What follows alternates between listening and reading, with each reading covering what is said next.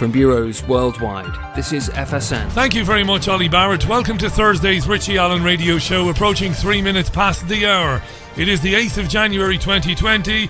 I'll be monitoring Twitter as usual, so do feel free to have your say. Two terrific guests for the final live show of the week. Lots to talk about as usual, and an interesting news roundup to come in a moment or two. Welcome to your Richie Allen Show. There's nothing like it, is there? I don't think so. You junkies bastard, yeah. You junkies bastard, yeah. It's the Richie Allen Show. Broadcasting live on richieallen.co.uk and multiple platforms around the world. And now, here's your host, Richie Allen. Now, Robert Inlakesh is a journalist and he's doing a lot of work for Press TV in London. Robert has been on the programme in the past talking about Palestine. He'll be on today to talk about the Ukrainian airliner which crashed in Tehran the other morning, only a few hours after the Iranian response to the assassination of Qasem Soleimani. The Iranians fired missiles at bases west of Baghdad. What's going on with the plane crash? We'll ask Robert Inlakesh that. We'll also be reflecting on the week that we've just had and where this might all lead. And in the second hour, Max Egan will be live on the programme, live from Australia in the very small hours of the morning there. So much to get into with Max, including, of course, the bushfire situation there and the work that he's been doing on that on his own YouTube channel and on his website, even thecrowhouse.com. Thursday's show, broadcasting live from Salford and Greater Manchester and multiple platforms around the world. Yes, indeedy. You well today? I'm well. Relatively good. It's been a good week back. It's great to be back this week. But, you know, after you come back from a break, you often feel it, don't you? You feel your first week back. For me, the best time is being on air chatting with you. That's when there's no, everything is calm and cool. But otherwise, you're kind of running around chasing your tail that first week back. Anyway, it doesn't matter. Hey, listen, what I love about this programme is some of you don't miss a bloody trick, do you? Do you, I said. You don't miss a trick. I had a message today from Uncle B. He says, sorry, Rich. You're not sorry at all, you bastard. He says, but the Scottish Cup is the oldest club competition in the world. And he's right. I apologised, mea culpa. I insinuated that the English FA Cup was the oldest club competition in the world, but I was wrong, and I'm the first to admit when I'm wrong. Thank you, Uncle B, for putting me right, you bastard. Anyway, good stuff. Yes, how could I forget my Scottish brethren and sisterin? Yes, it's been an interesting day today for those of us who observe the media. We've got some breaking news, by the way.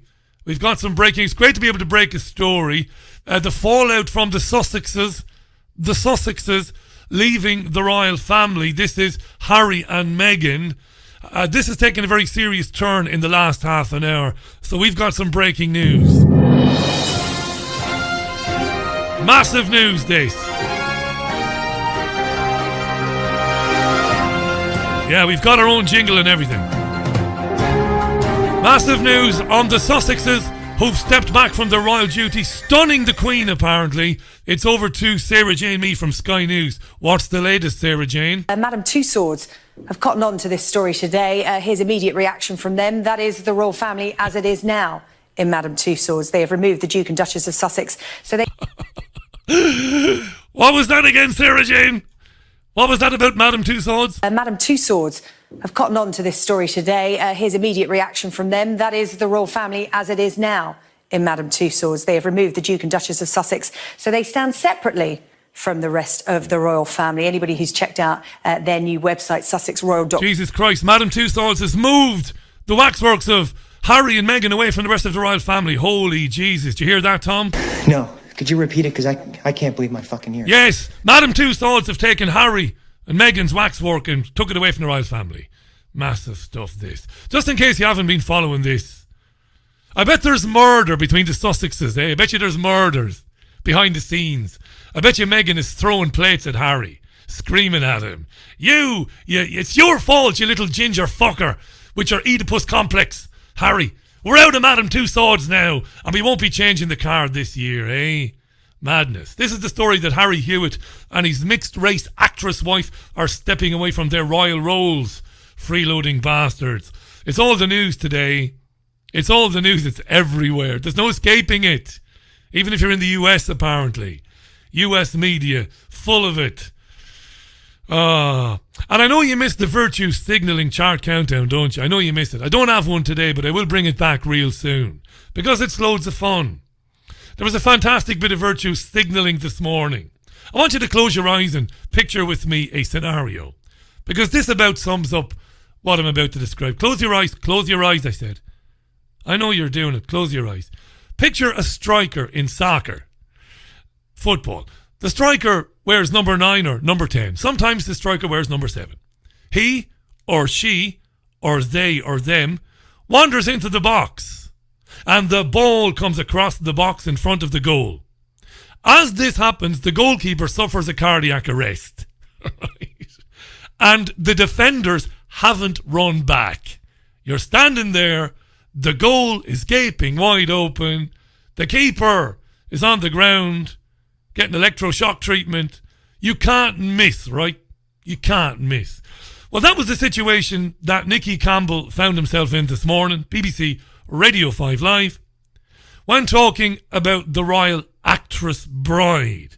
Nicky was that striker. Keeper, collapses, cardiac arrest, no defenders, goal wide open. And be Jesus, be jeepers, by God and Sonny Jesus, Nicky Campbell wasn't going to miss this opportunity. Do you remember, though, the excitement? We covered the royal wedding and we were there for in Windsor for the event itself, and we spoke to a lot of young women of colour who said this is a really important and significant moment for this institution, and this is a new way forward. I thought it was immensely moving. There she was in the church at a royal wedding, a woman of colour. I cried. And now, it wasn't because of the royal occasion or the royal family or my monarchical bent. It was because of that. It was like Obama becoming president. Well, it did feel like a moment. It genuinely did. And now, effectively, they're saying this hasn't worked out. Yeah, just in case you missed it. You ready? I thought it was immensely moving. There she was in the church at a royal wedding, a woman of colour. I cried. What kind of fuckery is this? Be a man. Be a fucking man. Be a man. Stop with this virtue signalling bollocks. Constantly looking for opportunities to signal to your audience that you're a modern man. Be a man. You fucker, you couldn't give a shit about them. What a liar. Next time he goes to Scotland, take his kilt off him and shove it up his arse. Be a man, you big smelly haggis. Be a man. I cried at the royal wedding. I thought it was immensely moving. There she was in the church. A woman of colour. At a royal wedding, a woman of colour. I cried. I'd love to punch him in the fucking face. I'd love to be co-presenting with him. You lying bastard. That's your media in 2020. Is it 2020? I think it is. 11 minutes past 5, the Richie Allen Radio Show. Live as usual from Salford and Greater Manchester. Lots to talk about. Barry Gardiner. Do you remember Barry Gardiner? This will make you laugh. Barry Gardiner. Barry Gardiner is the Shadow International Development Secretary.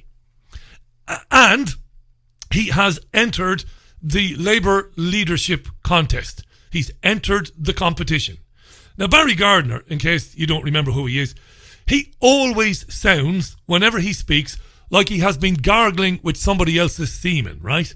Listen and you'll understand what I'm talking about. Yes, you're absolutely right, but more than a terrible evening for Labour, I think it's a terrible evening for all those who we wanted to protect with the changes that we put forward in our manifesto.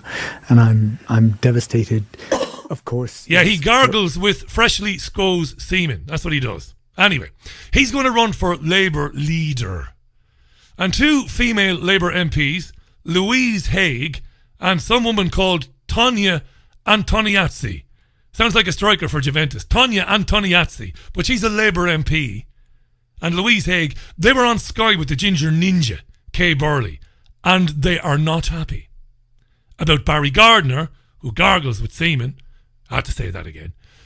Has entered the race because, well, we need a woman, goddammit. I am, the left have got a perfectly good candidate, a very good candidate in Rebecca Long-Bailey. And I just, we all agree in theory that it needs to be a woman. And then a bloke turns up in a red tie and everyone's like, oh, thank God I don't actually have to vote for a woman in practice. And that's very much what it is. Is that what people have said? Do you think that people went this morning when they heard that Barry Gardiner had entered the race? Do you think that Labour members around the country went, oh, thank God a guy has entered so that I don't have to vote for a woman? Red tie, and everyone's like, oh, thank God I don't actually have to vote for a woman in practice. And that's very much what it feels about Barry Gardner's potential entry into the race, is that we're just, it's 100 years of our party and we have never elected a woman as leader, and I'm ashamed of that. And that's why this time there was absolutely no way I could back a male candidate. And So Jesus Christ could have joined the Labour Party. There's no way I was voting to elect him. Why this time there was absolutely no way I could back a male candidate. And we've got so many fantastic female candidates for the job. Really? Jess Phillips? Rebecca Long Bailey? And who's the other one? Lisa Nundy.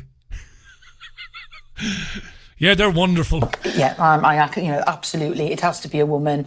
It has to be a woman. Be somebody that, and I don't know how Louise feels. This is Tonya Antoniazzi, Juventus striker. But somebody that's not been on the shadow cabinet, they have to own. Because they're tarnished by what's happened. I'm in the final now.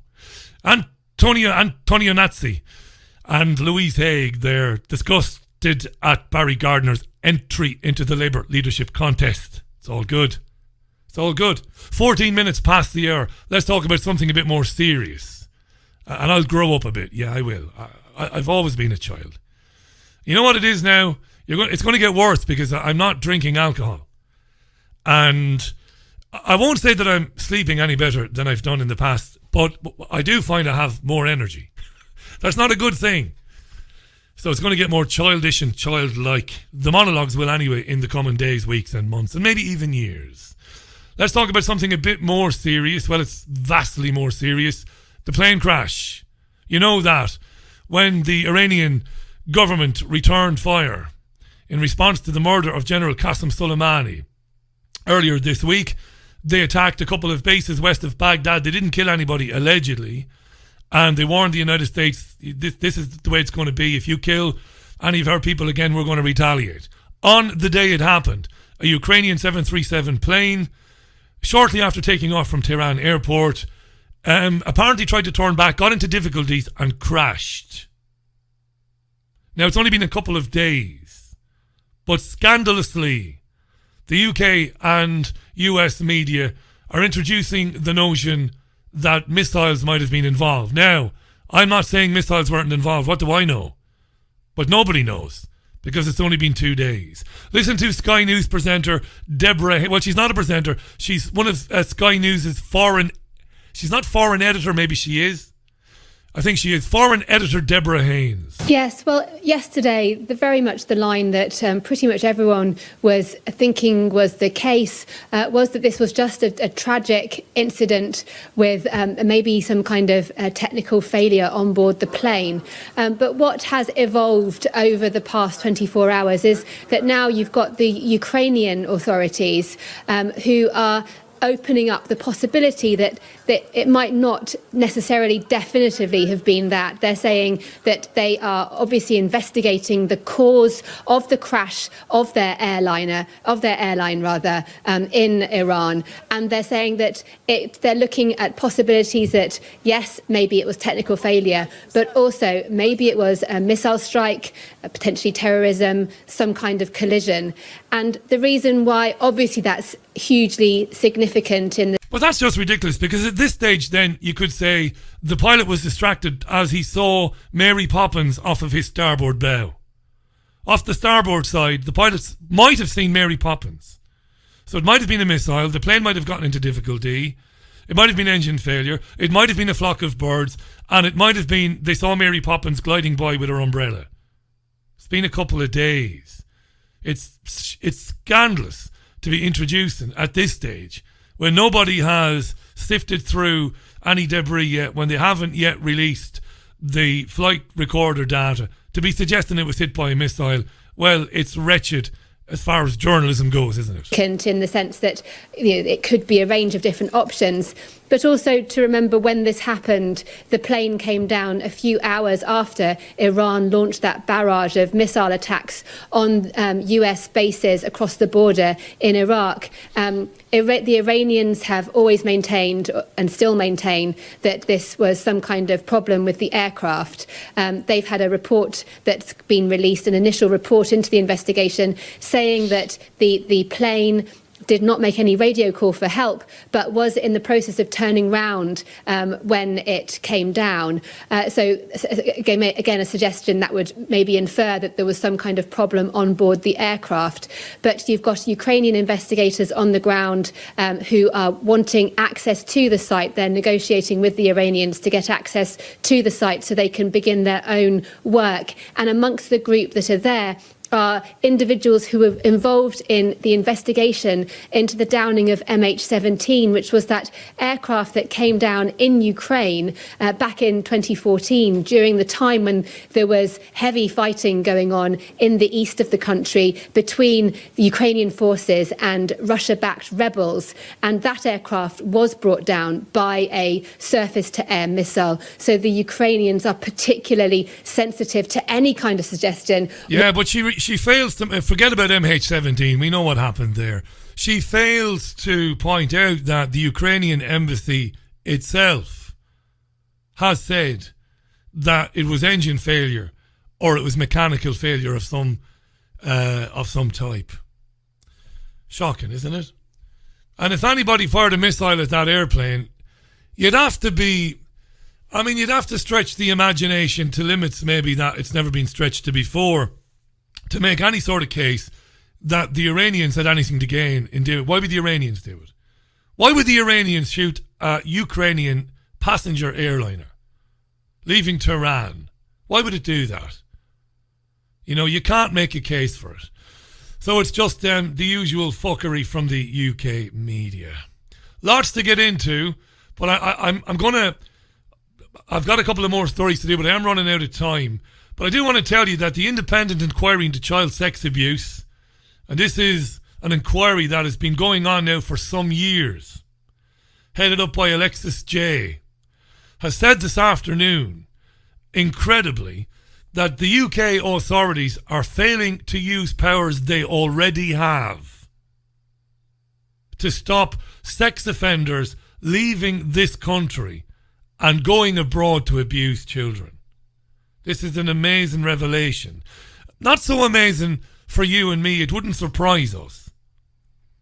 Because the higher you go in terms of the authority in this country, the more comfortable these people are with abusing children.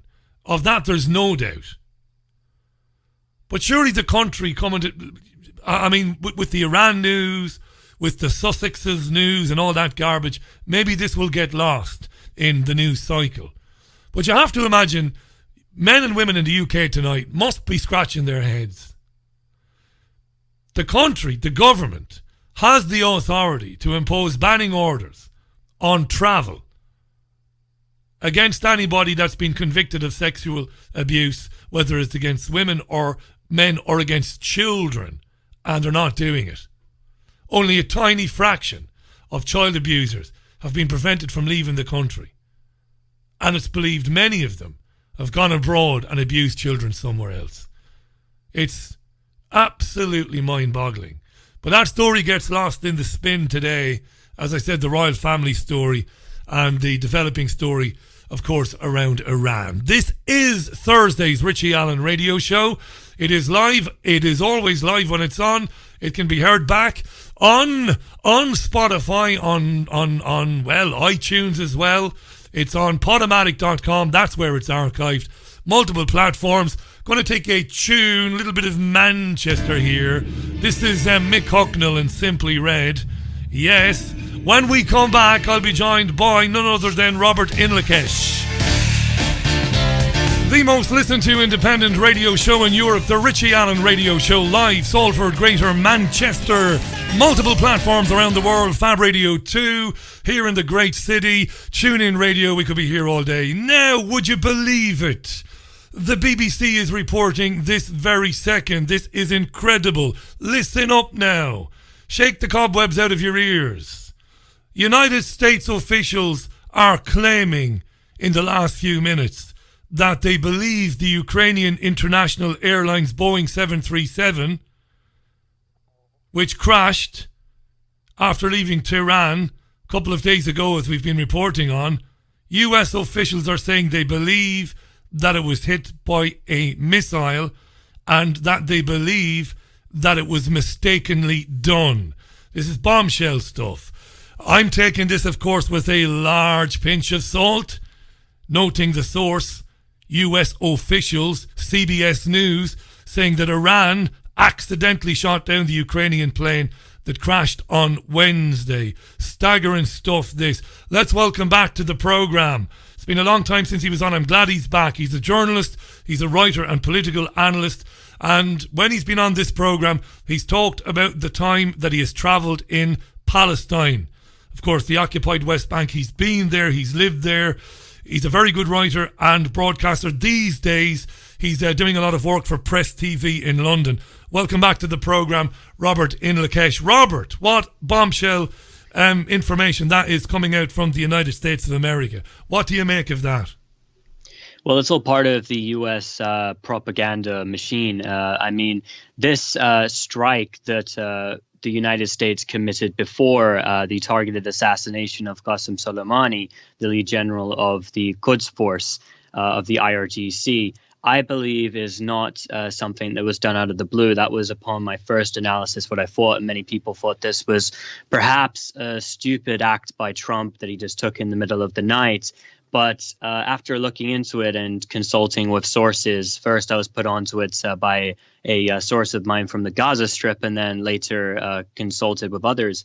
I've come to the conclusion that this strike was in fact done strategically and out of a act of desperation from the United States and also Israel, which drives its sort of foreign policy in many respects in the region. And that what we are seeing now is Trump attempting to play off what has been done and what's happened and transpired to his own political advantage. What I mean by having a plan behind it is that the Gaza Strip is a testing ground. And this is something that people should understand for what happens in the rest of the Middle East. And in November of last year, a man by the name of Baha Abu Atta, who was a lead general of Islamic Jihad, an organization in the Gaza Strip, which resists Israel and is an armed group, he was assassinated by the Israelis, and in a high-profile assassination, targeted assassination. And on top of that, they struck in Syria as well, attempting to target another. After this, the people of Gaza thought that this assassination would mean an all-out war between Israel and the Gaza Strip again, or another large-scale military bombardment resulting in large death and destruction. Islamic Jihad fired off and hit past Tel Aviv, and a lot of the rockets didn't do a lot as they normally don't, but some of them did relative damage to infrastructure. At the end of it, it ended, and a lot of people were let down by what happened. You have to understand that Abu Atta, who was assassinated, was a very similar guy to Qasem Soleimani in the eyes of Gaza's population. They saw him as sort of a rogue guy who was against, the status quo of Hamas and Islamic Jihad, which many people in Gaza aren't fully in support of. A lot of people are against them. And so he was that outside guy that was like a Qasem Soleimani. And in October of last year, before this attack, there was a list put out by the Jerusalem Post in which the Israelis listed the top 3 people that they wanted assassinated in the region. And they've wanted these people gone for a very long time. Number 1 was Abu Atta. Number 2 was Sayyid Hassan Nasrallah, and also Qasem Soleimani. 2 of them are now dead. I'm not saying that report is somehow proof or evidence. However, Israel was testing what is known as the axis of resistance, which is attached to the Quds forces and Iran as sort of its leader. And it was testing Islamic Jihad, which is connected to it by this targeted assassination, and a number of bombings in Syria last year, which went largely unresponded to. They were able to get away with bombing and destroying large amounts of the Syrian air defense systems, and to no response really all year last year in 2019 from the Syrians. They also were able to play off after having a short engagement with Hezbollah in Lebanon after flying loitering munitions or suicide drones into Lebanon. They were able to play off Hezbollah's response as claiming that nobody died, and Netanyahu actually gained from this. He looked very strong. After this, I believe this sort of strategy was a testing of what what is branded as the axis of resistance would do in the event that someone high profile is targeted and killed from the Iranian side. And of course, the Israelis since 2006 have been requesting to assassinate Qasem Soleimani from the United States, but it hasn't been granted themselves. So an experiment, Robert.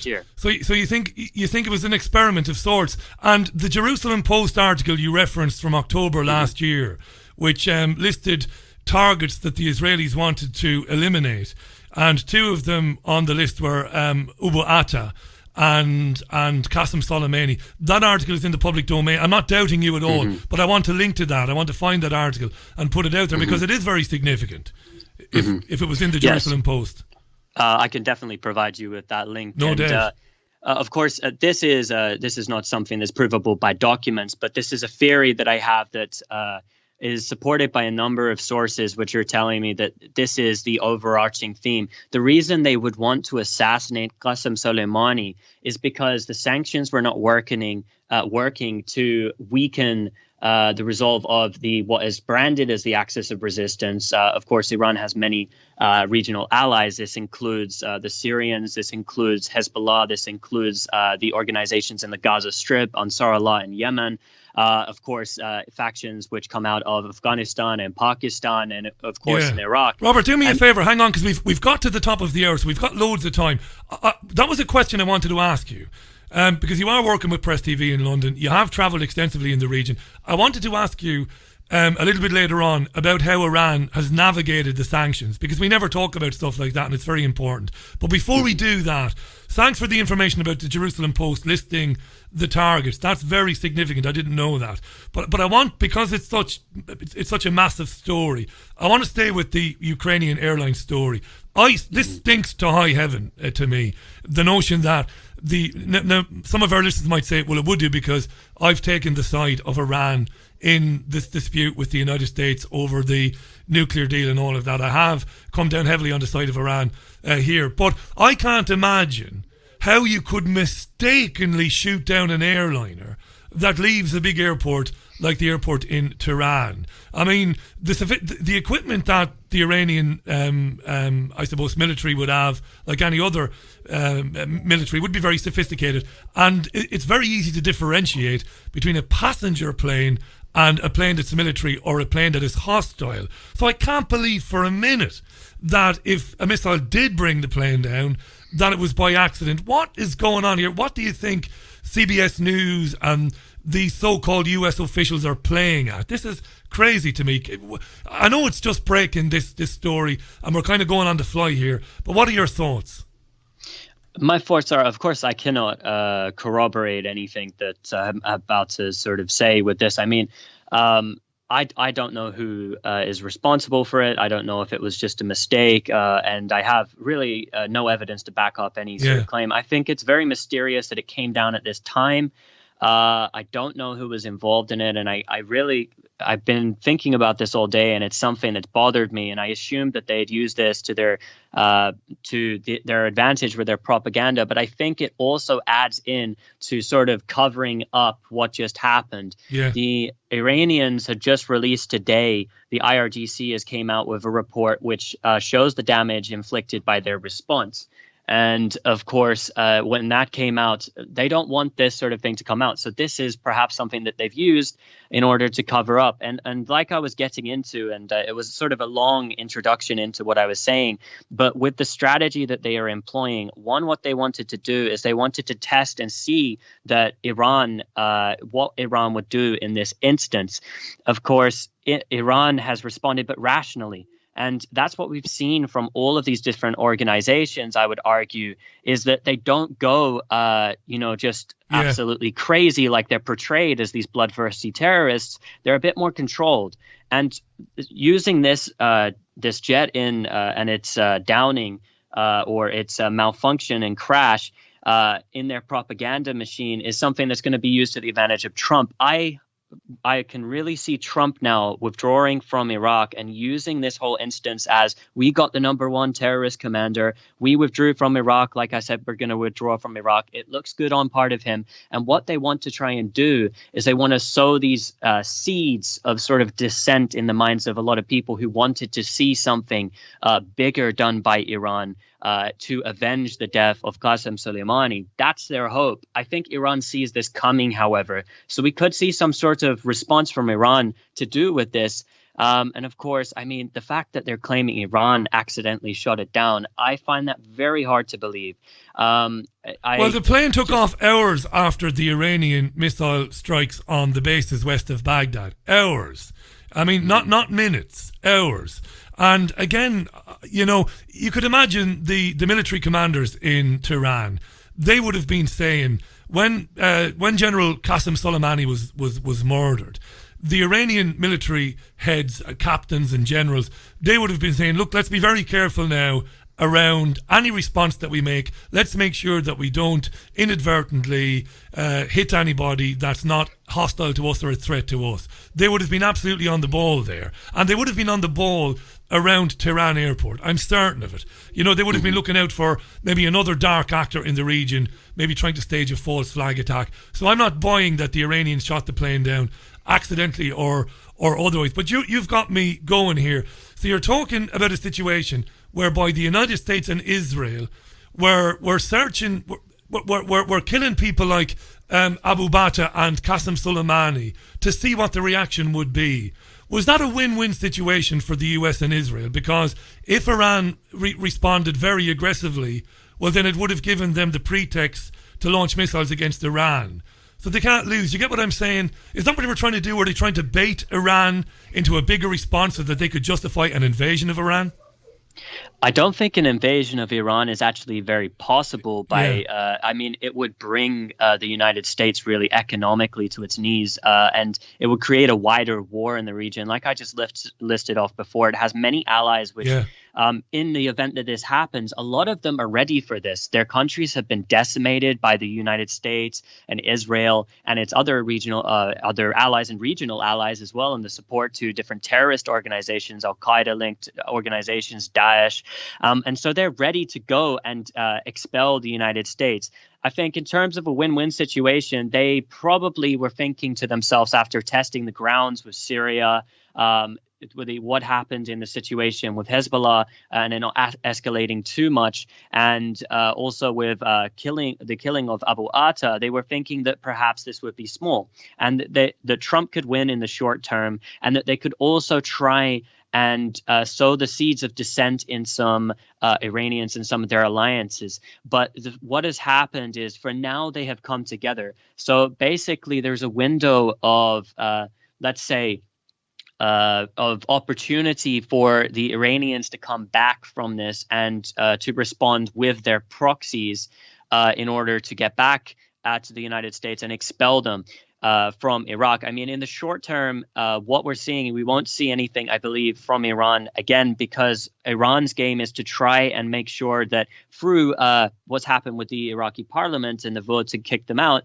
the United States will leave Iraq. And that is a part of the aim in the region. But to make sure that they get out and they stay out and they don't have regional dominance, at the moment, it was a bit of a wild card to pull this move, I believe, and Iran does still have the window of opportunity. However, in terms of a war against them, I don't think that was the original plan.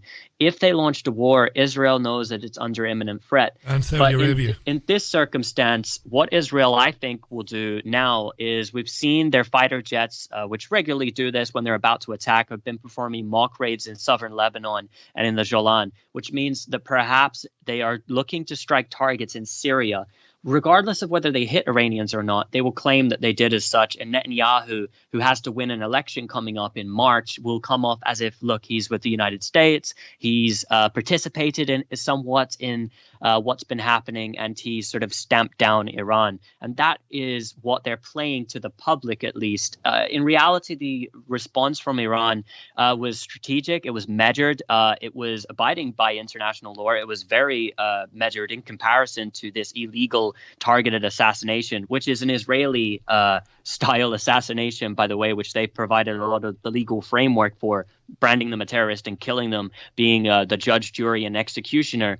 And they have responded by not causing the massive destruction and massive loss of life. But the United States are lying, I believe, about exactly what happened. If you look at the aerial footage and also a lot of the reports coming out, I was just going to ask you, Robert. I was speaking to Stephen Lendman last night, and Stephen expressed a bit of, he expressed a bit of doubt that the US didn't incur any casualties at all on Wednesday. He said, I don't believe it.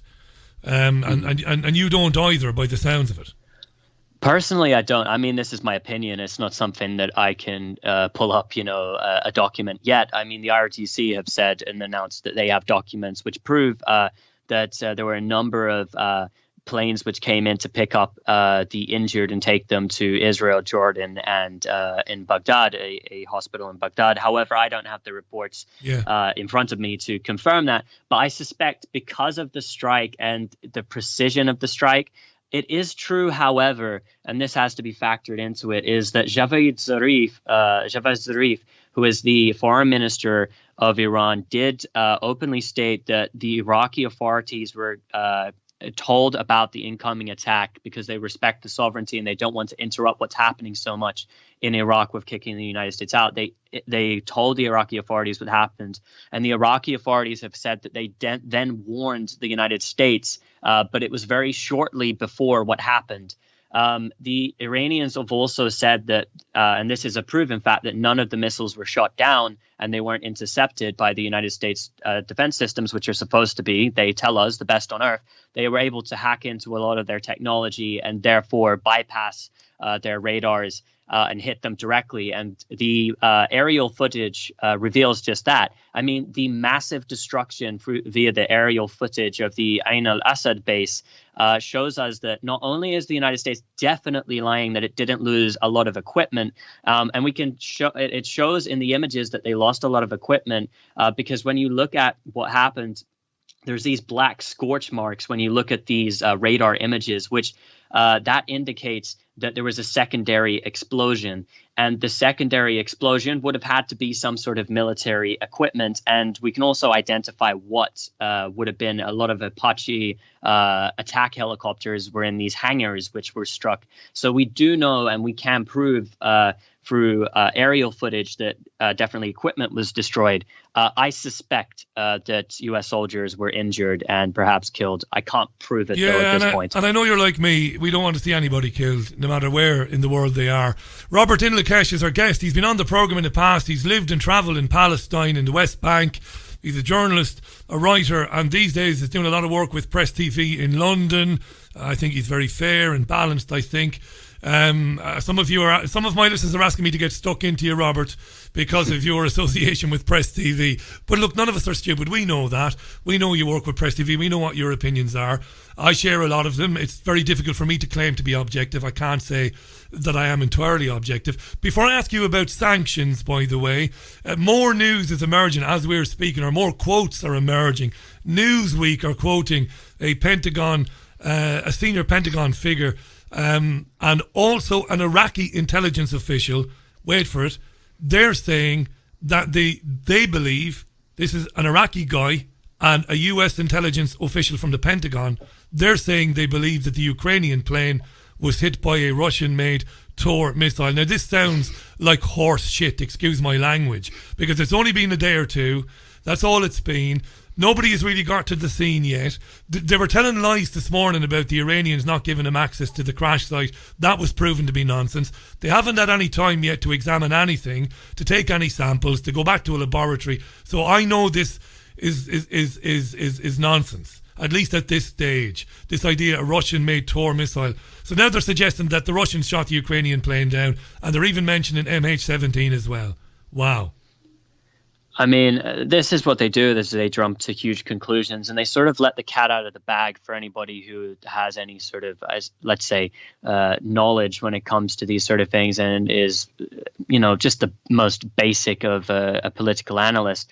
You can tell that when they announce things so early without anything actually coming out and confirm it and make official statements, that this is part of the propaganda machine, and it's playing into something wider. I mean, earlier I heard that from the Ukrainian side, they were claiming that it was a Russian missile. I'm not sure whether that claim is that the Russian missile was used by an Iranian system. Is it not? I'm not too sure what they're trying to say there. But I mean, it's like the United States with its announcing, and they link this to Qasem Soleimani. They'll announce things like 1,000 Iranian protesters had been killed just a few months ago. And then they say we have evidence for it in order to demonize the government, of course, when they're getting ready to do something. And then they never come out with the evidence. Never. So they'll make statements like this and then not come out with the evidence. Hey, Robert, you must have been heartened by Mike Pompeo's briefing on Tuesday or Monday. Maybe it was Monday, when for the first time in a long time, print journalists really got stuck into Pompeo and asked him about the justification for killing Qasem Soleimani, saying to him, you told us on Friday after you'd carried out the killing that you had evidence that he was involved in imminent plots. Now you're telling us that it wasn't imminent. They really got stuck into him. That was a good thing, that. The world has learned. And we criticised the mainstream media quite a bit on this programme. But the US press did its job, at least in that instance. They said, hang on a second, you told us this guy needed to be killed because lives were in danger imminently, and now you're saying they weren't. So that's no bad thing.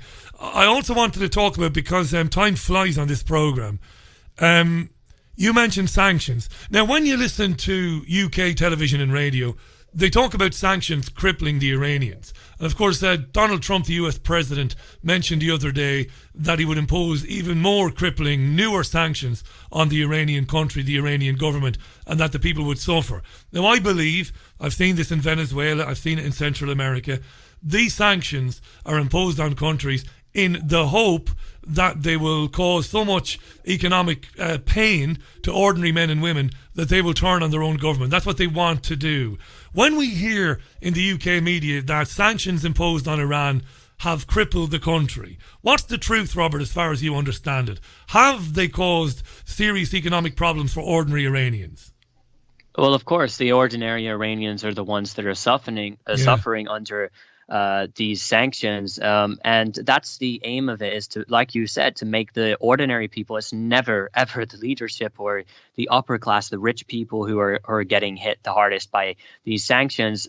It's always the ordinary people of these countries which are hit by these sanctions hard. And so, I mean, with Trump announcing new sanctions, I think this is just a publicity stunt, really. So it looks like he's done something as in response, because they've sanctioned pretty much everything Iran has at this point. And I mean, they do symbolic things like sanction Ayatollah Khamenei.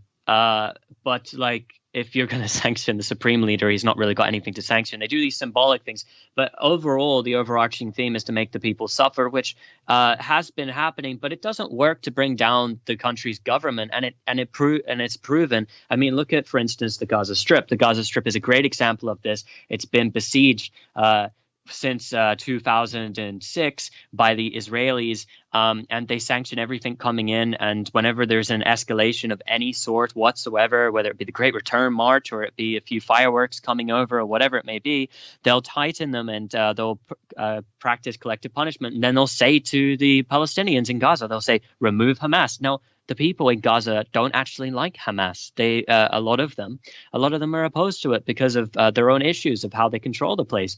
But when it comes to that, the only thing you're going to do is strengthen the resolve of the people. A lot of people are going to get frustrated. A lot of people are going to get angry. But when it comes to a foreign power punishing you, and in the case of Iran, I mean, look at, of course, people are absolutely suffering, but they had the revolution to get rid of the foreign influence, and the foreign influence threatening to come back after sanctioning and punishing you is an insult to them and their national identity. And this is the thing the United States cannot allow, and it has not allowed. I mean, it's a continuation of the French and the British and their occupations and their colonization of the region, that they will not allow them to have any autonomy. It doesn't matter whether the Iranians actually with arms were ready to resist or not, or whether they were helping their allies who were being blown to bits all over the Middle East. It doesn't matter. Look at Venezuela. Anybody that is independent, that wants to do their own thing, wrong or right, they're going to go after them. And this is what they've done to the people of the third world. They demonize them through the newspapers. They demonize them through whether it be atrocities that occur in the world, which they pin to all these people. I mean, how long has the UK and the US and all the rest of it, how long has it been? And how long have they had troops inside of Iraq and Afghanistan? Afghanistan since 2001 and Iraq since 2003. And a lot of people won't be able to tell you that there's actually a difference on the street between an Iraqi and an Afghan. They think that they're both Arabs. And not only that, but with Iranians, we're supposed to hate Iranians. We don't know anything about Iranians. We think they're the same as Arabs. Yeah. They're a different people with a different language and a culture and a history. But we don't even know this. We're trained to hate them like we were trained to hate the Vietnamese. We're trained to hate the people of Korea, the people of Japan.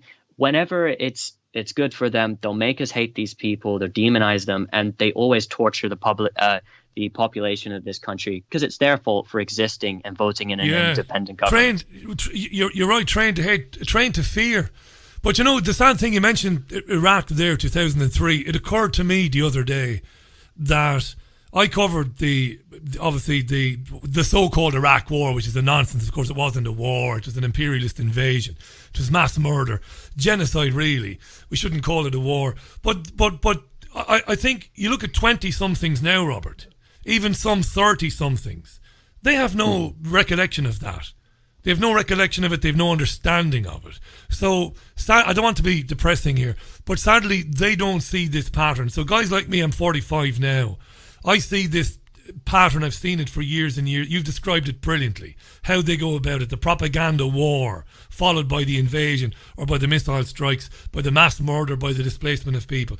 But sadly, you know, we're looking at a whole new generation of people now.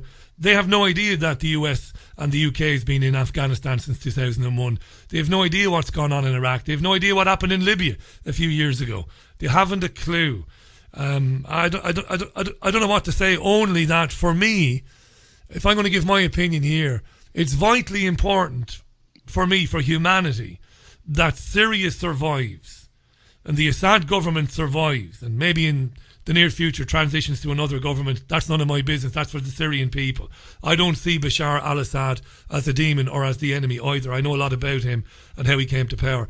So I think if Syria and Iran don't survive this, the world is doomed, right? And that might sound like a throwaway cliche or a bit of drama, a bit of melodrama, but it isn't. We're screwed if these countries don't stand up to this.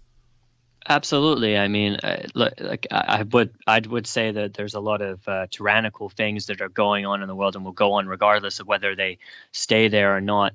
But the fact that they're there is a shining example of there is governments in the region of their own people and ideas. And that's the important thing. Whether you disapprove of what Iran is internally or not, that's on none of our business. None of our business, Robert. It's none of our business over here. They have their ability to do what they want. And if they ask for outside interference, then you have maybe a say. But that's if they ask you. If they don't ask you, you have no opinion. I mean, when the British were there inside of Iran, when they were taking the oil from Iran, they had separate buses for the British. This is the history. They had separate buses in which they would say no Iranians and no dogs on the buses inside their own country. This is what we've done to them, and this is how we've demonized them.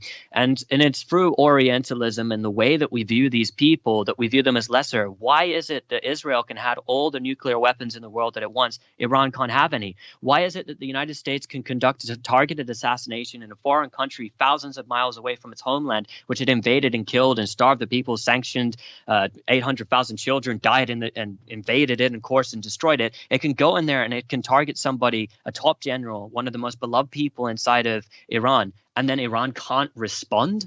Iran is being demonized by Raab and Boris Johnson for responding, and actually a proportionate response. And, this is the ideology that they put out to us, regardless of whether you don't like the way that Iran operates or whatever. You've heard about it. Be a little bit more nuanced. Absolutely, be a bit more nuanced. Absolutely, Robert. Robert, tell our listeners where they can find you. I know a lot of people who listen to this program, they do look out for and listen to and read people like yourself. For those who might be hearing you for the first time, where did they go? Because you're an incredibly interesting guy. We had a great chat in the past about your travels in Gaza and what you came to understand there while living there and reporting from there. Tell our listeners a little bit more about where they can find out more about you.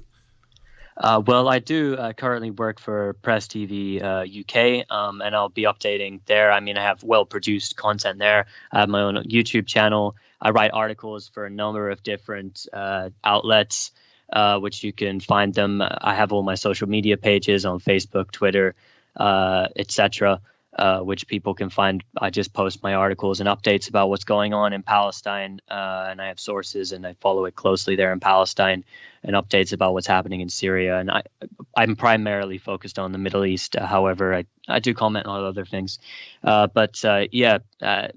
They're the primary places I'd say that you could find what I'm doing. It's really important that you're doing it, Robert. Thanks so much for coming on the programme today. Don't wait to be asked back, by the way. Stay in touch. And as this develops this year, it'll be good to have you coming on and giving us your measured and very well briefed analysis of these situations. I really appreciate it, Robert. Thanks. Happy New Year, man. I know it's late in January to be saying Happy New Year, but all the best to you and continued success to you. Thanks, Robert. All right, thank you. That was Robert Inlakesh there, as you heard, working for Press TV in London. Really interesting chap is Robert. As I said, has been travelling the Middle East now for some years, lived in the occupied territories, and I like what he said there about whatever you might think about, the internal politics of Iran. It's none of our business. Because I get this from people from time to time, and I always acknowledge it. People say to me, "Oh, Richie, it's not the best place to be, Iran, for certain groups of people." And I always say, well, I'm not going to deny that if the reports are true. But what's that got to do with us? It's none of our business. We're talking here about a geopolitical issue. We're talking about countries, bombing, maiming, displacing millions of people. We can talk about human rights another day. And I don't like whataboutery either. But whenever somebody from this country says to me about human rights in Iran, and I know I'm going to say but now, but. I said I don't like whataboutery. But it's an interesting thing, that old saying about let him who lives in a glass house throw the first stone. I probably messed up that old adage there. But you've got people with disabilities in this country, with serious disabilities, being hounded to their deaths by a state that employs private companies to go after them to try and reduce the life-sustaining benefits that they need every month, or not just reduce them, eliminate them. That's a human rights issue. Let him without sin cast the first stone, as it were. Jesus, yeah. Right, we're 90 seconds to the top of the hour. This is the Richie Allen Radio Show. Max Egan should be joining us live from Oz in a few minutes' time, all going well, because it's approaching 4 a.m. in Australia there. Thanks for your comments, by the way. Lots of them came in. I've just had a big swig of water. If you want to see what other people are tweeting to me, where it says search Twitter in the top right-hand corner of your Twitter page, put Richie Allen Show, all one word. Press enter, Richie Allen Show, all one word. Press enter, and then you'll see what people have been tweeting to me. So you can join in with them. Steve tweets US sanctions equal economic bullying to cause civil unrest in nations to depose governments. That doesn't... let me read that again, Steve. My apologies. It's difficult when you're reading on the fly, I need to get reading glasses as well, by the way. I need to get reading glasses. Let me read that again. Steve tweets, US sanctions equal economic bullying to cause civil unrest in nations to depose governments.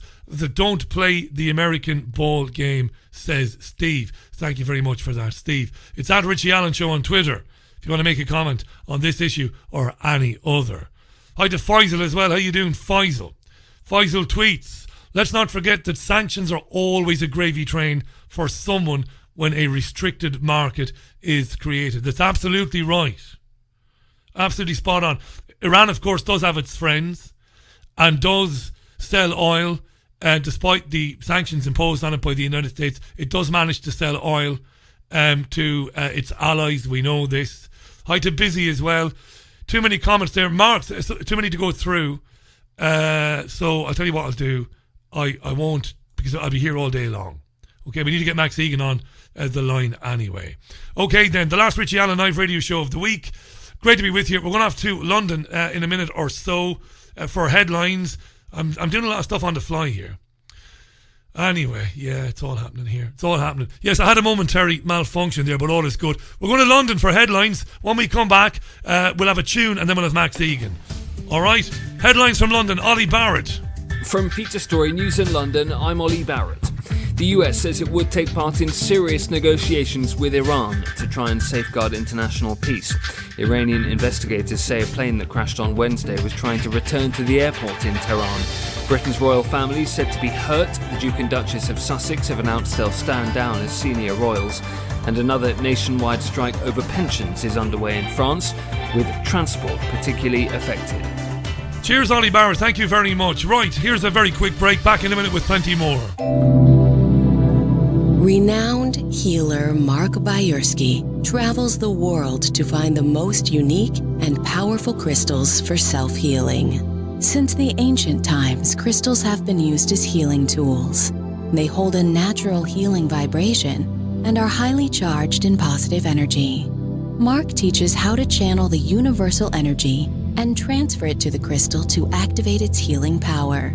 Each crystal is used for its unique ability to target a different physical or emotional challenge. Mark Bayersky is an author, healer, speaker, and founder of the Pure Energy Healing Academy. He shares powerful messages of inspiration and healing on his daily YouTube videos, reaching millions worldwide.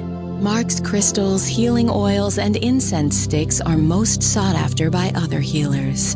His collection is available online at www.markbayersky.com. His work is presented through Lemon House, a company that creates and curates consciously made gifts. Now, it's coming up for 3 minutes past the hour. Max is standing by, which is terrific. I'm looking forward to speaking with Max. While he joins us, he's coming on the line now. The Australian state of Victoria has declared a state of disaster ahead of what they forecasted to be dangerous dynamic conditions in a massive bushfire zone. Okay, this is the BBC now.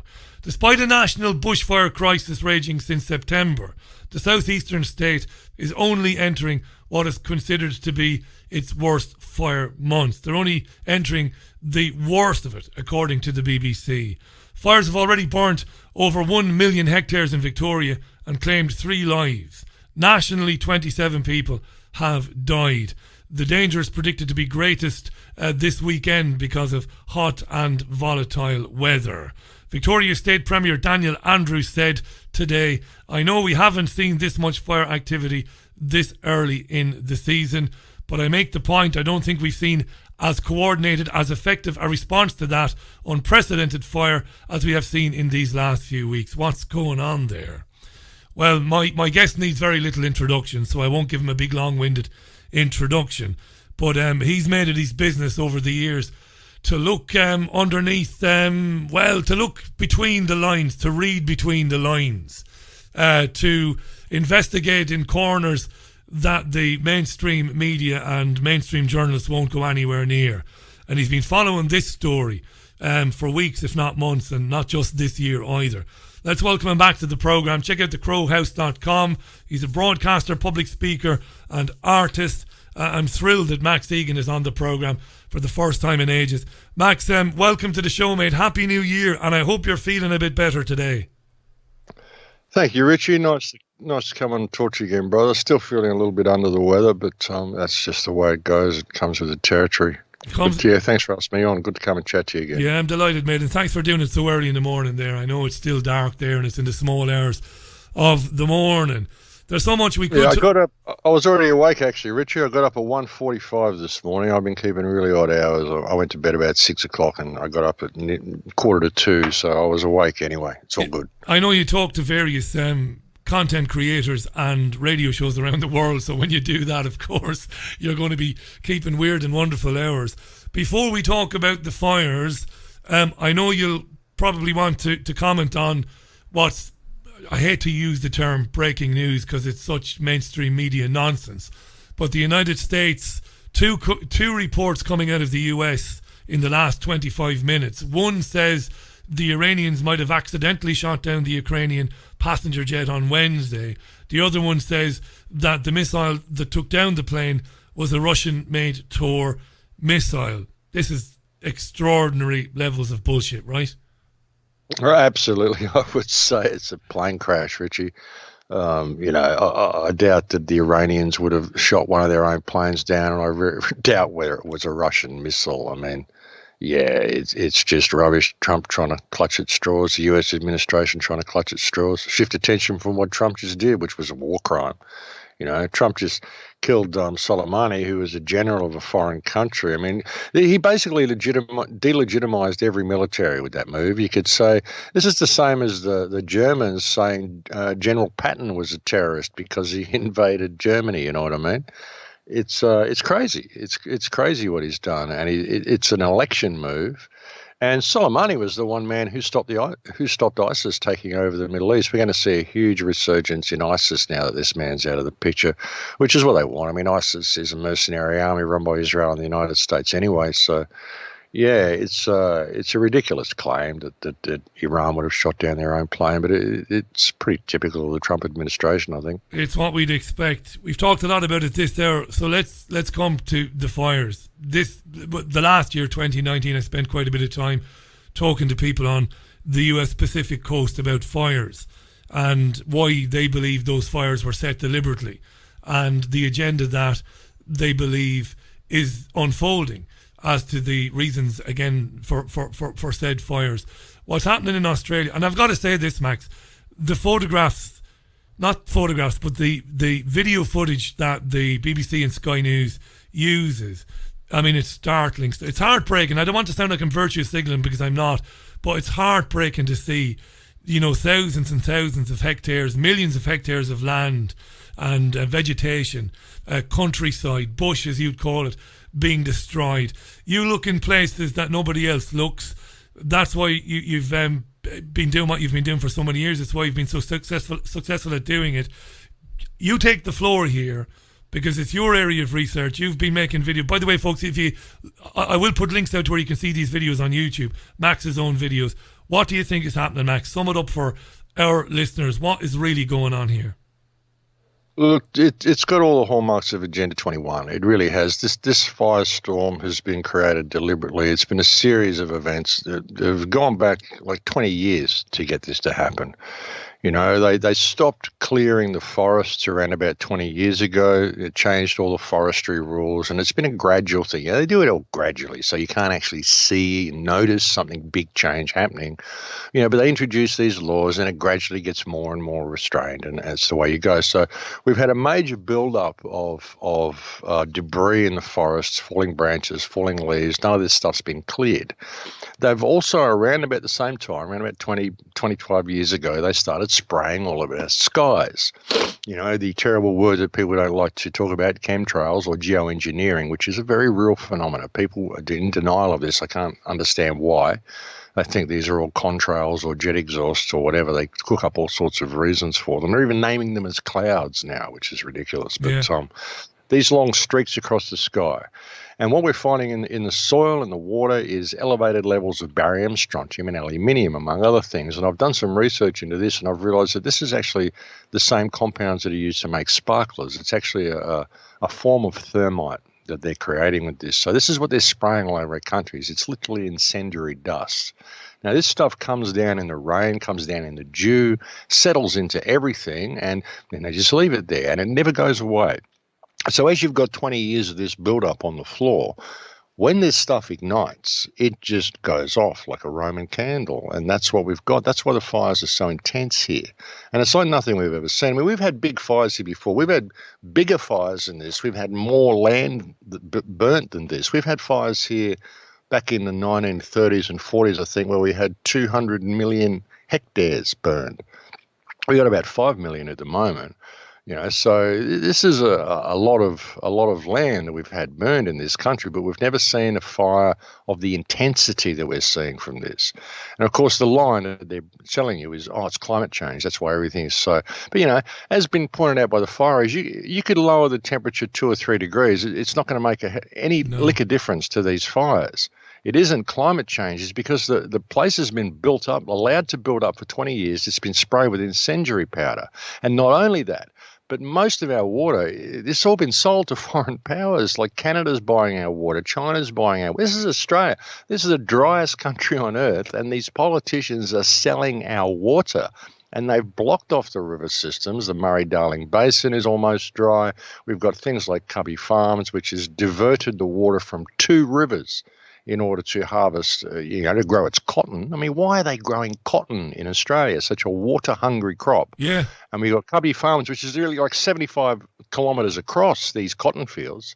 Unbelievable, the size of them. It's like an inland sea, and this is what's happening. So they've set all this up. And now that the fires are burning, the effort to fight the fires, I mean, they're saying an extraordinary amount of effort they're making, but they're not. I mean, they're dropping fire accelerant around the place, but not enough. They're not dumping any water off the oceans. I mean, little bits of water they're doing from a couple of planes and helicopters and things, maybe 10. But there's like 50 or 60 super scoopers around the Northern Hemisphere that everyone's offered us, and the government said, "Oh no, we don't need that." So they're not accepting the offers of these water dumping planes, which could be very, very effective. Yeah, imagine 50 or 60 super scoopers flying over these fires. You're going to put these fires out, but we're not getting any of that. And, the government, the military has been brought in, the Navy's been brought in, but their main objective is relocating people to safe areas, saving lives, they're saying. They're not really interested in fighting the fires that much. They're just interested in saving lives. And it's about relocation. It's about Agenda 21. And of course, they're not going to just force people to relocate. But they'll make it so bad in the country, they'll burn the whole place out. I mean, these people are going to return to their properties. It's going to be looking like a war zone. It's going to smell. It's going to stink. You're going to have blackness everywhere. It'll gradually come back. But you have a lot of people who lost their homes and lost everything and who weren't insured and all sorts of stuff in New South Wales. And get this, in New South Wales, the emergency services who fight the fire, the funding that the emergency services get comes from a tax put on insurance companies. Think about that one. So you got so many people in New South Wales are uninsured because the premiums are so high, which means the insurance companies have got to put the premiums up, so less people insure, and that money goes to the emergency services, the tax on that. So, of course, they're depleted because no one's insuring their homes. I mean, this is a disaster created to happen. So you've got depleted emergency services and you've got a whole bunch of uninsured people when you have this fire. So a lot of these people aren't going to want to return to their homes. They're going to be relocated into town, and they're going to want to do it voluntarily because you can't just force people. You've got to make them want to do this. You've got to make them accept it. And then the people who do return to their homes, in the next couple of years, I've already seen some of the council drafts that they've put out that have been leaked to me. They're saying these are unsafe zones, they're fire zones, all sorts of stuff. So what they'll do is they'll put the rates up and all sorts of stuff. They'll rezone your area into not a rural zone, but a fire zone. And then your rates and your insurance premiums will be through the roof and you won't be able to afford to live there. So this is the way they will do it. It's a gradual thing. But this is Agenda 21 right down the line, Richie. It has all the hallmarks of it, and it's been deliberately set up and deliberately allowed to happen. And the reports we're having of arsonists and all sorts of stuff, 183 arsonists arrested. Well, what are their names? What were they charged with? Where was their court cases? What was their fines? What happened to these people? Who are they? You don't hear anything about it. So I think a lot of this information is simply disinformation as well. And I think the fires are being deliberately started, absolutely, but I think it's the government that's doing it. So it's a very complicated issue. I'm actually going to put out another report today to address all the claims of directed energy weapons and things that people are making as well. So yeah, there's all sorts of stuff going on. Max Egan is our guest, thecrowhouse.com. Look for Max on YouTube. this is interesting to me. Just on the whole climate change thing, there was a very interesting exchange on Tuesday between an Australian MP called Craig Kelly and Piers Morgan on ITV here in the UK, and a weather woman called Laura Tobin. And Craig Kelly did very well in handling himself. And he agrees with you. Kelly said the reason for the fires is not climate change. It's because of the detritus, the failure to clear these areas going back decades. He said this clearly. Now, he didn't go as far as you in suggesting in some way that, you know, that it was a deliberate thing, you know, to kind of create the environment for fires later on. But he did say clearly it cannot be climate change. He said CO2 doesn't start these fires. So it's no, it doesn't. Yeah, it doesn't. This whole thing has been completely preventable. That's the thing. It's preventable. We know how to manage the bush. We've been doing it for years, you know, and they stopped us doing that. But no one's factoring in the fact that the place has been sprayed with incendiary dust. That's what the chemtrails are doing. And look, there's reports from mainstream reports coming out now saying, oh, we're concerned about the toxic metals leaching into the Sydney water supply. And guess what the toxic metals are? Aluminium, barium, strontium, all this stuff in the chemtrails. You know, so this is, it's obvious what they're doing. They're spraying the country with incendiary dust, and they've been spraying all of our countries with incendiary dust. And this dries the place out. It destroys the plant life. It kills the insects, and it makes it burn really, really well. So it works great for their climate change plan, you know? Let me ask you this. You and I have known each other for years, so you'll know where I'm coming from. There are lots of people tuning into this program through Fab Radio in Manchester. They don't get exposed to this information. They're shocked, and they're saying to me, why aren't you shouting at Max Egan, Richie, the way you would if you worked for the BBC? Why aren't you screaming at him? Why aren't you saying to him, this can't be happening? You know, where are the whistleblowers? How can they be spraying incendiary dust over forestry and over bushland to deliberately start fires? Is the man mad? Why is he saying that? Now, there will be people saying that. They know that I'm sympathetic to what you're saying, because I believe you're on the right track, and I believe that you're what you're saying is fundamentally true. But people, they can't get their heads around it. I've just had a message from Jean Ann Crowley, who's a friend of the program's, Irish actress, great lady, and she said, why can't people just even ask themselves about the possibility that these fires have been set deliberately? And that's what you get from people. Rational people, or, you know, they feel that they are rational people. They're nice people. They listen to this and say, this can't be happening. What this man is telling us, they can't be doing this. Driving people out of the countryside, away from the coastal zones, deliberately into the cities. They can't be doing it. Where are the whistleblowers? The Navy guys that have been called in, the Army guys, they must see that this stuff is going on. Why doesn't somebody stand up and say it? And you know what, mate, even though I'm obviously very much empathetic and sympathetic to your work, a part of me sometimes, I bang my head against the wall. I don't know, where are the whistleblowers? Why aren't people coming forward to say, yes, Max Egan is right, this is going on? Well, it's all compartmentalised, Richie. I mean, we had an exercise here called Operation Diamond Storm, I think, in December, where they had military aircraft going out, dropping chaff and all sorts of stuff. Yeah. Now, how do these military guys know even what they're dropping? How do they know what's put in the chaff dispensers? How do they know they're not dropping those incendiary ping pong balls? Have you seen these incendiary ping pong balls they use for creating fire breaks and stuff? Only through you. It's only through you that I heard about them. Yeah. These are like ping pong balls, and they're filled with stuff like Condy's crystals and potassium and stuff like this that ignites itself, and they can put a certain amount in there so it's on a timer, and they drop them quite openly. They drop them in forests to create fire breaks and stuff. Now, you could put these balls, you could drop them, and you could have them set off with simply by raising the temperature or whatever. And we've had some incredible temperature spikes in the country as well. We've had areas in Kosciuszko, Cumberumba, Tumbarumba, all sorts of places like this, where the temperature will be 30 degrees, 25, 30 degrees, and then it will jump up to 55 or sometimes even 63 degrees I've registered. 63 degrees is like 120, 130 degrees Fahrenheit. But just for 1 minute. It'll jump up for 1 minute, and then a minute later it'll be back down. Now, this would ignite these type of incendiary balls if you laid them through the forest. Now, you get military guys up there doing these exercises. They don't know what they're doing. They're just following orders. They're dropping stuff. They're told to do this, and they're rah-rah-rah. They don't know. It's all compartmentalized. But at the top of the whole thing, you've got these banking cartels who have their plan for the world. They have their map. They want their mines here. They want their gardens here. They want their people here. They want everybody controlled. They want to turn Australia into a mine is basically what they want to do. There's been huge lithium deposits discovered in Australia. And lithium is like the new gold. Everybody wants lithium for batteries. You've got to wonder why they need so much lithium and what sort of batteries they're going to be used and what they're going to be powering with them. But, that's what's going on here in Australia. The fires on Kangaroo Island, they've declared that Kangaroo Island, mate, it's not going to be a safe zone. You may not want to live there too much longer because obviously if these fires break out, you're not going to want to be there. They're not going to build the resort. They're not going to rebuild it, they're saying, so there's been huge lithium deposits discovered on Kangaroo Island. So what do people think all this is about, But it's all compartmentalized, Richie. And with this, they'll move people into the smart cities. We've got the Clara plan, which is the high-speed rail they want to build. A lot of people are saying, and I even speculated myself, the fires are along the line of the high-speed rail.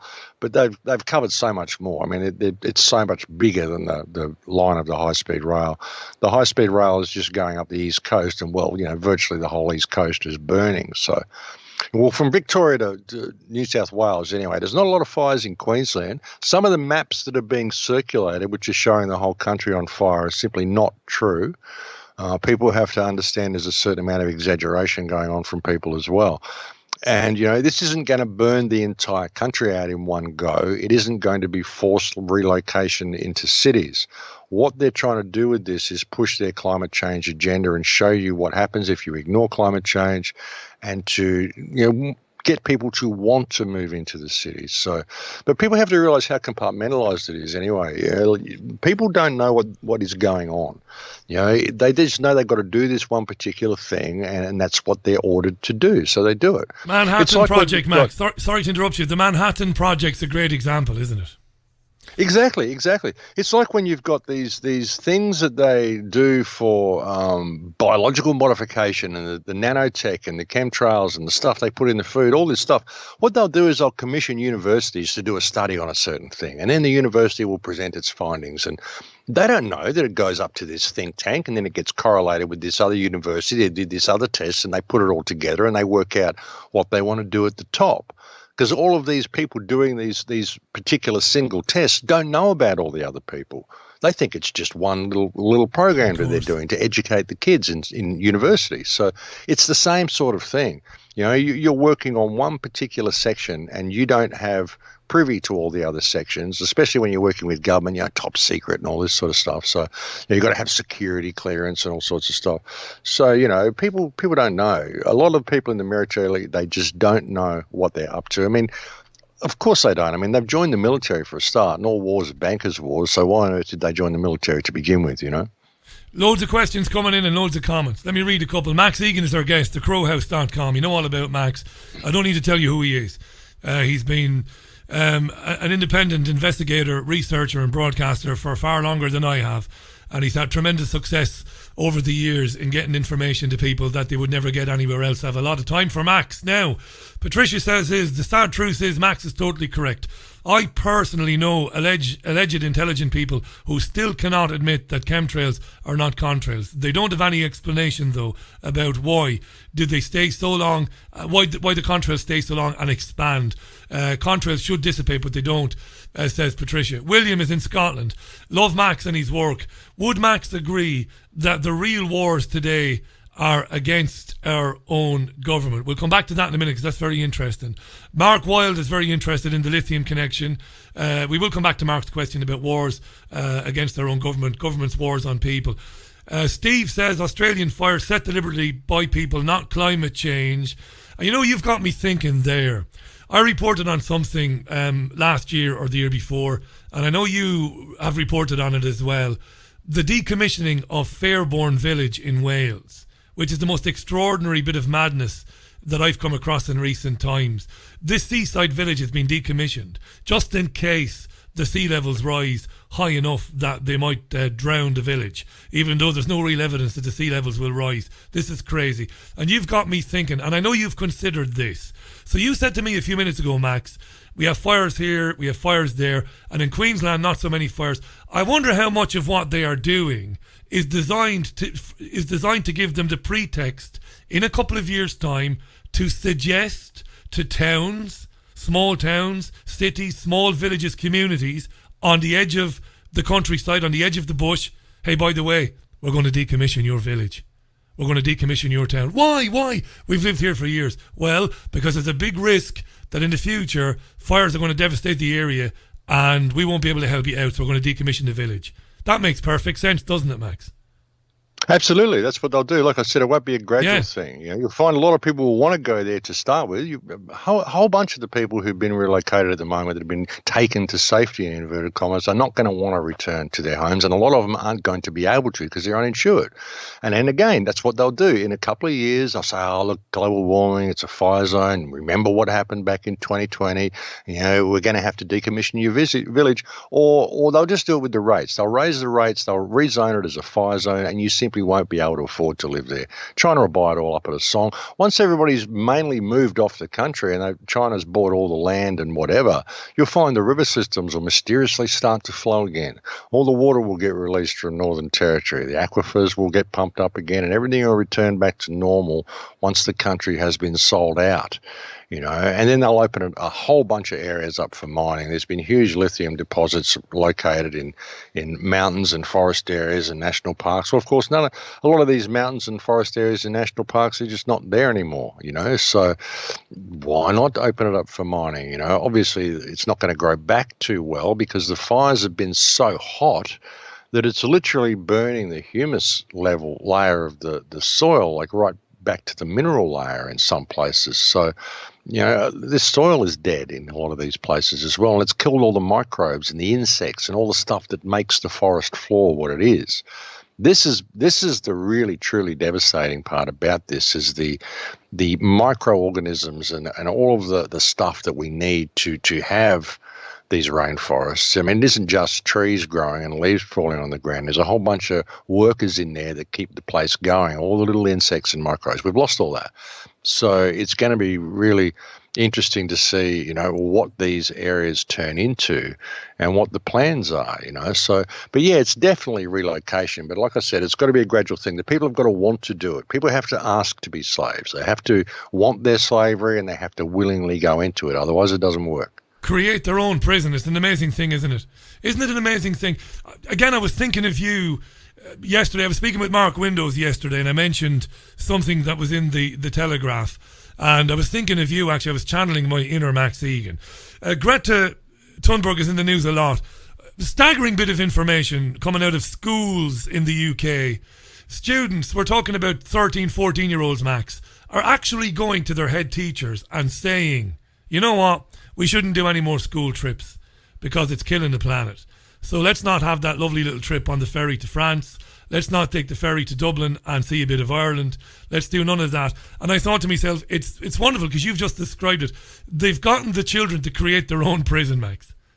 Amazing. Yeah, that's what they do. They want people to be scared of travel and they want people to be ashamed of travel. You don't want to leave your country. You don't want to go anywhere. You don't want to fly any of those planes. Look at all the terrible trails that they leave across the sky. You're contributing to that when you take the plane, you know. So the way they did with was it Harry and Meghan? They said, oh, they're out there talking about climate change, and yet they're flying around in these jets, so they're hypocrites, you know. It's that sort of thing, you know. And you can't tell me that wasn't done by design as well to put this type of a concept into the minds of these kids, so they don't want to take the ferry, you know. Jesus Christ, Max. 29 minutes past the hour. Max is going to stay with us till the top of the hour. Max Egan, thecrowhouse.com. It's not crazy, folks. What he's described there, Agenda 21, Agenda 30, it's in black and white if you read the documentation. They want this whole global sustainable development. Look at it. Listen to what Mark Windows told us last night. He's looked at it from the UK point of view. He's done amazing work on going through the documentation. It's all there. They want to get people into human settlement zones. Max, explain to our listeners what human settlement zones are going to look like. Well, they're going to be smart cities, Richie. They're going to be all completely like you're seeing in China with the social crediting system in China, mass surveillance, of course, to keep you safe from the terrorists, and just everybody monitored. Cashless, this is where they want to go. They're bringing in a cash ban here in Australia. When people hear about the cash ban, they think, oh, no more cash. No, it's actually banning transactions over $10,000. You can't. Anything over $10,000 you can't pay for with cash. You've got to go through a bank. That's the way they want to do it. And that will gradually get smaller and smaller. Eventually it'll be 5,000, then it'll be down to 3,000, down to 1,000. Eventually there'll be no cash at all. So it's a gradualist thing. But it's going to be smart cities. It's going to be ultra surveillance. It's going to be everybody monitored in everything they do. And when you look at these smart cities and you look at this LED lighting and all the stuff that they're using for it, I mean, LED lighting is very bad. And all of these things very much appear to be forms of weapon systems that they can use to basically create an electromagnetic prison if they want to. Why is LED bad? Sorry, Max. Why is LED lighting bad? We see it everywhere now. Why do you think it's a bad thing? Because it doesn't cover the whole spectrum of light. It gradually turns you blind because you get used to not receiving certain spectrums of light. Yeah. Look at the bland white lighting that LED is. You go into a room, put an incandescent light bulb in there and have a look at the colours in the room, and then put an LED light bulb in there and have a look at the colours in the room. You're not seeing all the spectrums of light. Yeah. And when you don't use something, it becomes atrophied. You don't use your legs, they become atrophied. You don't use your brain, it becomes atrophied. You don't use certain parts of your eyes, they become atrophied. And they don't see that anymore. They stop accepting that form of light. So gradually, over a period of possibly 2 generations, you're going to have people who can't even see clearly, so it's just bad for you. It's really bad for you. And all you got to do is look at the light spectrum. It's the same as what they've done with MP3s. MP3s don't contain all of the spectrum of audio. So gradually your ears become atrophied and you don't hear things. You've got people walking around with these headphones on all day, listen to these MP3s all day. It's damaging their hearing because you're leaving out certain spectrums. Yeah, that's what they do, is they narrow the bandwidth and leave out certain spectrums. I mean, we're only seeing like invisible light now. We're only seeing such a tiny section of reality now due to our pineal gland being closed, and all we see is that which is available in invisible light. So with this LED lighting, they're able to reduce that band even narrower, and that's the plan. Hey, by the way, in the last couple of years, mostly because of the efforts of my better half, I got away from digital and went back to my youth and started buying vinyl records again. And I stopped listening to digital music. And I'm going to say this, Max is 100% right. When you listen to music from a streaming service and you've got it in your ears, or even if you've got it on a device, it's soulless. If you listen to analog music, if you listen to an old tape or an old bit of vinyl and you turn it on and you let it fill the room, I don't mean that you turn it up full up to 11, but you let it fill the room. It's a joyous thing and it works on you. I'm going to sound like David Icke now. I'm going to sound like Max Egan here. I can't believe I'm sounding like Max Egan. How dare I try to sound like Max Egan. But you know what, Max? On some sort of spiritual level, it's more uplifting. Do you know that? Oh, it is. It is. It absolutely is. When digital came out, my father, who died recently, he was like in his 80s when he died. When digital music came out and digital television came out, he couldn't watch it anymore and he couldn't listen to it anymore. He had to go and buy himself an old transistor radio, and he used to sit there with this little thing about the size of a pound of butter. And that was his music system. And this was my father. He was an audiophile. He used to get his stereos built for him. He had old valve amplifiers and all sorts of stuff. He was right into it. And when it all went digital, he actually found it painful to listen to. And he couldn't listen to it anymore, and he couldn't watch the TV anymore because it hurt his eyes. So that shows that it really does make a difference. Hey, by the way, there is a dissenting voice in the background there. I must give a mention to triggerwarning.tv, Hayden Hewitt and Graham Booth. They're live at 10 o'clock tonight on Trigger Warning. Check out triggerwarning.tv. They're on YouTube as well. So it's good to get a dissenting voice. Hayden says, on the music, it depends on the compression, not on whether it's digital or analog. That's his opinion. It's on the compression. Well, it could be. I mean, I'm an audio engineer. I've worked with compressors a lot. You can't adjust compression ratio or threshold or anything to make it sound digital. You know, I personally think digital music sounds like glass. You can hear the layers. There's no bleed between the instruments. You can literally, it's like listening to glass. That's the way I found. When I go and listen to a band that is mixed on a digital mixer, I can hear the layers. It doesn't sound like a band. It sounds like every single element of it is individual and completely separated from the rest. And this doesn't create that ambience, and I can't do that with compression. So I think there's a little bit more to it. If you really listen to an analog mix and a digital mix, digital sounds like glass. That's the only way I can describe it. It sounds like layers of glass. It's transparent. And real music has this soul, this warmth, this ambience, this flow. It's almost like an organism. You know, you can feel it, and you don't get that with it's digital. Funny. I mean, you may feel it because it's loud and it's pumping, but you don't get that flow. It's like the difference between floating in air and swimming in water. You know, you feel the water. It's kind of sensual. You know, water's very, very sensual stuff. You go swimming naked, it's a very feeling all that on your skin. It's almost like the music immerses you like that when it's analog. By the way, Hayden came back to say that he meant the compression of the digital data, not the audio compression. He came back to clarify that, but he also said, "Oh, okay. Well, yeah, it is. It's the compression. Exactly. That's why you're missing so much of the spectrum, because of the compression of the data. Absolutely. Well, he's right in that, in the compression of the data. Yeah, and that's what makes it sound like glass, because you don't have that little extra edge. If you can imagine a sound coming through, and think of it as a gradual hill, with gradual slopes leading up to the high point and then gradually down. With digital, that hill's got square edges. Okay, so you've left out all of that bleed into the next hill sort of thing, if you can think of it that way, as a sine wave, you know what I mean?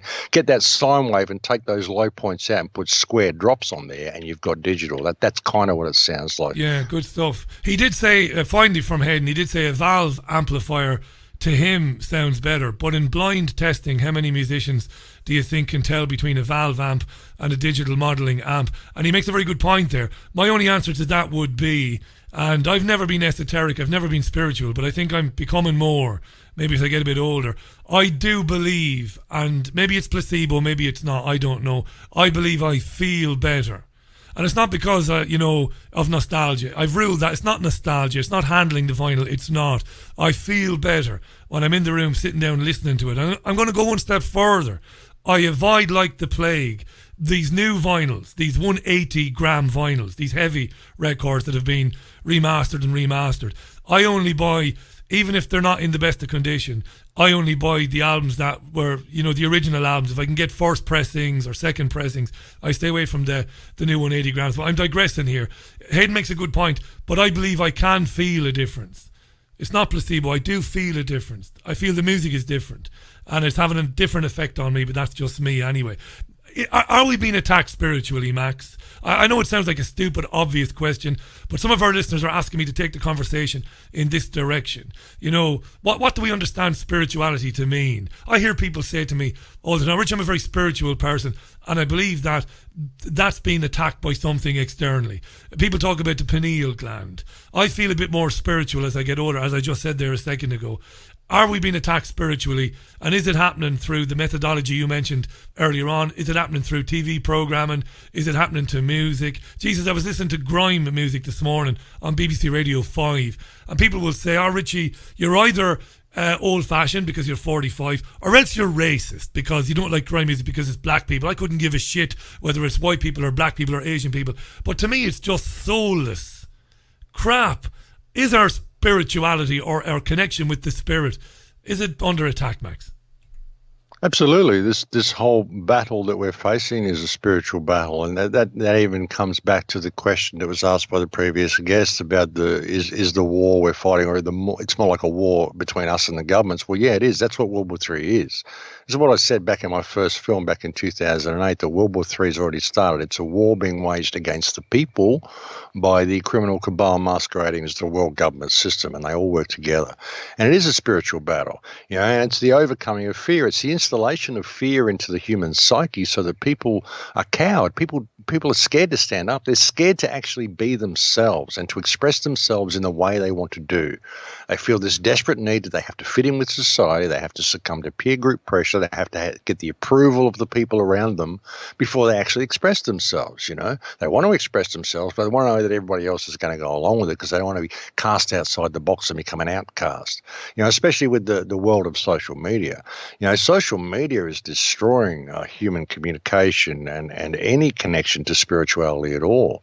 You give everybody a soapbox so nobody can get heard. That's kind of what they've done with social media, So, it's absolutely a spiritual battle, Richie. I mean, the overcoming of fear, because this entire society is designed to instill fear into people, and if you can overcome that, that's what it's all about. I mean, I firmly believe, we tolerate evil. We do all this stuff because we want to avoid death. We want to avoid the one part of life which is inevitable, which is death. You came here to die. That's a given.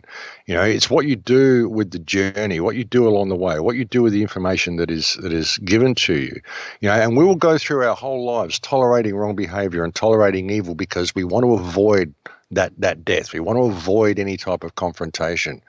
Well, what if that's what it's about? What if this is a soul test? What if it's about finding out how much evil you're prepared to tolerate? You make a lot of money, you get really rich, climb to the top of the pile, you end up in the pearly gates, and they go, well, you did a lot of stuff and you kind of tolerated all this stuff around you for personal gain, so you're going the other way. Maybe that's where the saying only the good die young come from. Maybe that's where the saying, a rich man has as much chance of entering heaven as a camel does of fitting through the eye of a needle. So maybe it's about that. Maybe this is a soul test. Maybe that's why evil exists, because it gives you the choice as to whether you will comply with it and tolerate it or not. So what if it's about that? I just live my life as me, and I'm not afraid to express myself. And hey, I get things wrong sometimes. I make mistakes. I put stuff out on the radio show sometimes, and I get it completely wrong. And I have to come back the next week and say, well, I messed that up. Sorry about that.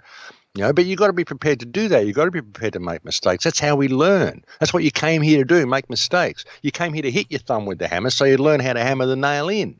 You know what I mean? If you never hit your thumb with a hammer to begin with, you wouldn't know how to hammer the nail. People are scared and terrified of making mistakes. We have the right to be wrong, Max. Apparently that's the worst thing you can possibly do. Yeah. You're a lesser person. Oh my God, Richie, on one show you got that sentence wrong, so that's it. We'll just throw out your entire body of work because you got one thing wrong. That's the mentality of people at the moment, and it's ridiculous, Richie. Yeah. So absolutely it's a spiritual battle. It's what you're describing there, yeah. We have an inherent right to be wrong, to be mistaken, to get things wrong. We also have a right to be offensive. We shouldn't be deliberately looking to offend people, but we have the right to be offensive. We have the right to hurt. We have the right to injure, and by injure I don't mean physically. But we also have the right to redemption. We have the right to say, well, I got that wrong. I thanks for putting me in the right path, or thanks for pointing out that to me. This is gone now, yeah. And we talk too many times on this program, but I suppose we have to keep coming back to it. This notion that feelings trumping facts. We live in this era. That's very unspiritual. That because it's anti-communication, it's anti-relationship. This thing of this narcissism on steroids, that if I believe something to be true, if it comes out of my identity group, it must be true.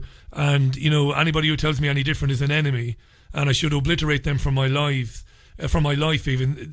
That's so prescient now to be talking about that right now. And I've begun to think that that's anti-spiritual. I would have never considered it to be anti-spiritual before. I would have thought that it was a human foible, that it was a human fallibility, a human mistake. But no, it's all the rage now. And you know what, man? I'm going to grab that line. I'm going to grab that phrase that you said about the soapboxes on Twitter. You said that Twitter has given everybody in the world a soapbox, but now nobody can be heard. Fantastic. Well, that's why they give everybody a soapbox. That way you don't hear the people who've actually got something important to say. That's how you silence the voices, is you make everybody loud. That way you can't get your message across over the cacophony. And as you're right about people, you get 1 point wrong and they attack you. I have so many trolls on my channel or whatever because one little issue or whatever.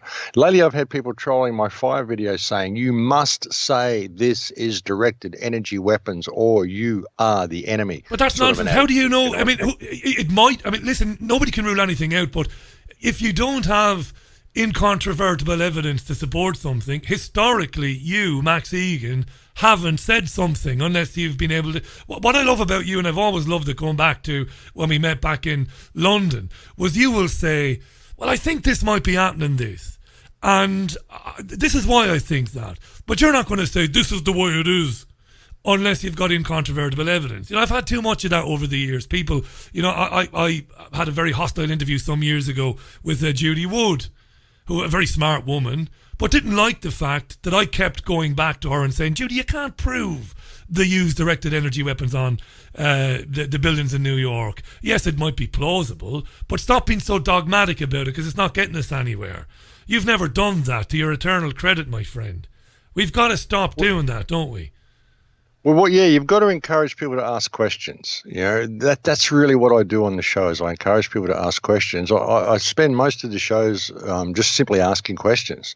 You know, and I have a lot of people write to me and say, I think I've got the answer to that, Max. And I'm like, yeah, I'm not looking for the answer. I'm just trying to encourage you to ask the question, because real truth cannot be told. Real truth must be realized. It's like that light bulb moment that you have in your head where you got it yourself.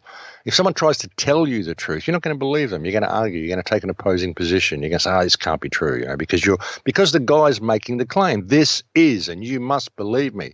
You know, well, no, you suggest this is possible. And why don't we consider this? And I absolutely believe that there are directed energy weapons very likely involved in the fires here in Australia, but not in the way people are presenting. I'm seeing these pictures that people are putting out there. Oh, look, here's a red beam coming from the sky. You know, it shows a directed energy weapon. We caught it on camera. Well, hang on, listen. These are microwave weapons, and here's a tip: you can't see microwaves. Yeah. You don't see little laser beams cooking your food in the oven when you put it in the microwave, do you? You know, this stuff, red beams coming from the sky, this is something out of Star Wars. You don't see microwaves. If they did that, it'd be so obvious that they wouldn't be able to get away with it. You know, so they do these sorts of things so people will say that, and then they won't look in the other direction and look at how directed energy weapons are actually used. I mean, if Judy Woods is right and there were directed energy weapons used on the Twin Towers, which could well be possible because they turned to dust, but even if that's true, and people who believe that, well, tell me, did they see any big red beams coming from the sky, melting the towers down? Yeah. They didn't. If it was a microwave weapon and a directed energy weapon, you cannot see microwaves, and people need to take that into account when they're posting all these pictures of these beams coming out of the sky and stuff, and saying, oh, this is it, this is true, because all they're doing is discrediting the entire research. Do you know what? It's a huge problem with the independent media. I've often said, and not necessarily content creators, although there is a big problem, but a lot of people who consume it, because they're so convinced of an agenda, and often they have very good reason to be convinced that an agenda is real.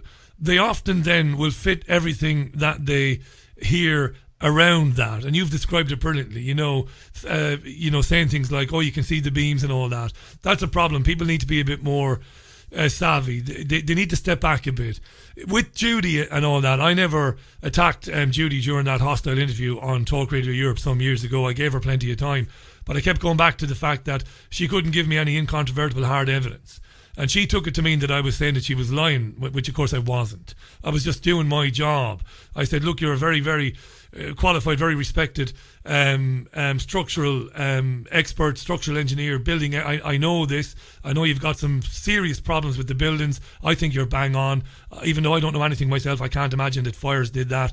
But this directed energy thing, you need to have absolute definitive proof. Show me the actual equipment. Show me the patents. And of course, at that time, she couldn't do that. It was the question of this is something I'm going to do on my report today. The question of, do directed energy weapons exist? We know they do now. Does the Australian government have them? Well, yes, they do exist, and yes, the Australian government has them on their own website. You can see the contractors that build these things for them. They're very, very open about it. So DEWs are absolutely real. There is absolutely no question about that. You know, were they used in these particular situations? Very likely, but how were they used? It wasn't big red beams coming out of the sky. It's much more subtle than that. So, you know, and even that photo, there's a couple of photos circulating of a fire truck and a red beam coming out of the sky hitting the Australian hills. Yeah. I've had this photo for about nearly probably 6 or 7 days now, and I haven't posted it anywhere because I've been trying to vet the photo. I want to know where this came from, who took it, because you're not going to be there and just suddenly snap. oh, there's a red beam, snap. It's going to be a quick thing. You're not going to have time to snap it. So it must be a still frame from a video. So where's the video? Either that or it's just photoshopped, you know. And I've spent like 6 or 7 days trying to vet this photo, and I've traced it back to one particular Facebook account, which is probably the most secret Facebook account I've ever seen. There's just one picture on this page. You can't send them a friend request. You can send them a message, which I've done, and they haven't responded. And as soon as I sent a message request, or my friend who was following that thread for me, I have a couple of researchers working for me. As soon as he sent that person a message request to ask about to try to validate the photograph, the post was deleted from Facebook and the photograph was deleted. Right. So that could be one of two reasons. Either it's real and they don't want to, oh shit, the government's onto me, they don't want to know that I'm the one who took it, or it's completely fake and they're scared they've been caught out. And I would suggest it's the latter, because like I said, you cannot see microwaves. They are not red beams coming from the sky. These are, this is going to be an interesting year, isn't it, 2020?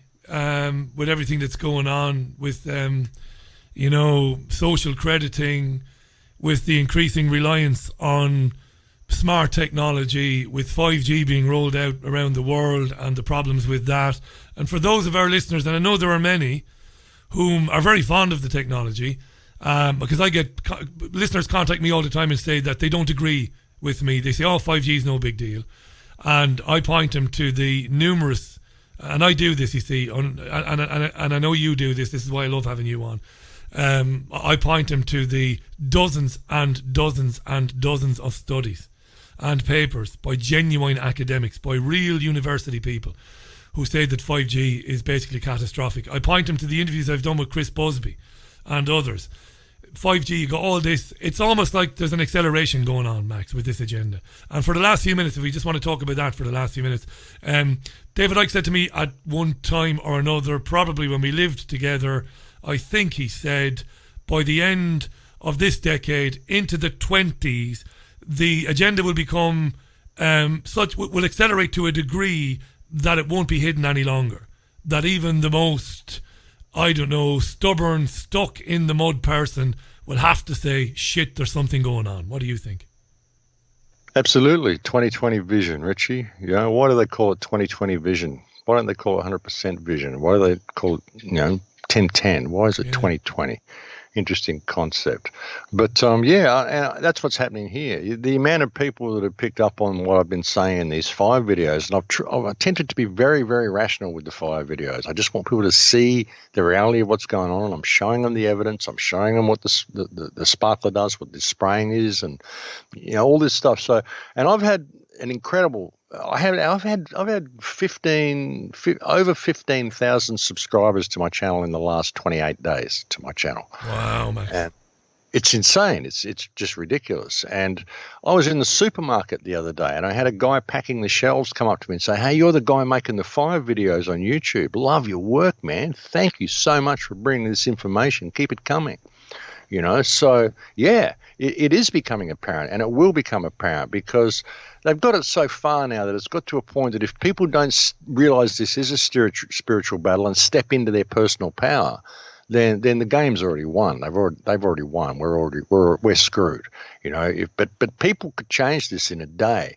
It's just they're looking for a leader. They're looking for the political movement. They're looking for the big action plan or the civil war, or all this sort of stuff. They don't realize all they have to do is change their perspective, stop tolerating wrong behavior, treat the people around you as yourself, and the world will change. It's as simple as that. This whole system exists because we tolerate wrong behavior, and we just go along with it all, and we're not prepared to actually be ourselves. And a lot of people are getting it now, Richie. And that if we were to do that, we could change the world in a day. But that's everyone looks for this movement. They look for this leader. They look for this whatever. They're not prepared to lead themselves. That's the problem. Yeah, you change. You and I spoke about this years ago. You were bang on back in the days when you were encouraging people to do things on a community level. If you do a simple thing like you do a favour for somebody in your community, or look out for somebody in your community, that's how you do it. You're right, it's not going to be led by any messianic figure. It's not going to be led by a violent revolution. Yeah, non-violent civil disobedience might play a part in the future. Let's hope it does. But real change begins with changing your attitude to the people around you. I agree with you, mate. It's an energetic thing.